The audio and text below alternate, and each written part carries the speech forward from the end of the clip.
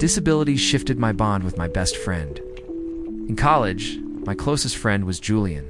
Since our freshman year, we were inseparable, always collaborating on projects and dreaming of launching a business after graduation. Then, during sophomore year, everything took a sharp turn. When an accident left me using a wheelchair, initially Julian acted as if nothing had changed, but gradually I sensed a shift.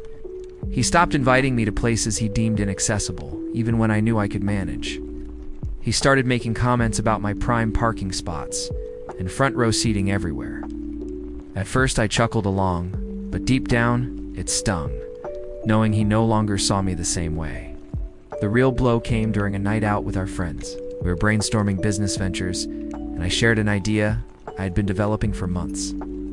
Before I could even fully explain, Julian smirked and said, "That's great and all, but how are you going to run a company? Just sit back and let everyone else handle things." An awkward silence fell over the table before someone steered the conversation elsewhere. I tried to shrug it off, but in that moment, it hit me. Julian no longer considered me an equal.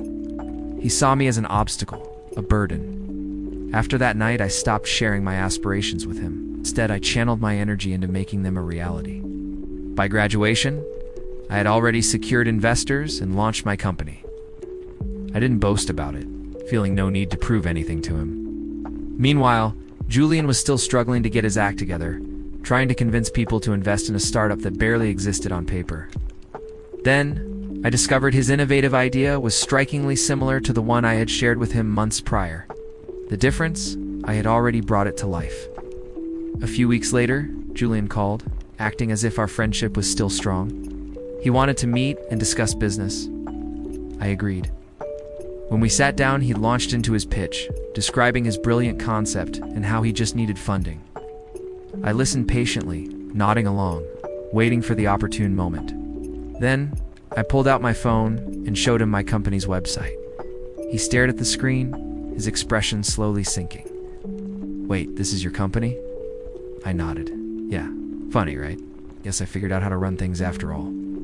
He barely uttered another word before the realization washed over him that there was nothing left to say. We never truly spoke again, and honestly, I didn't miss him.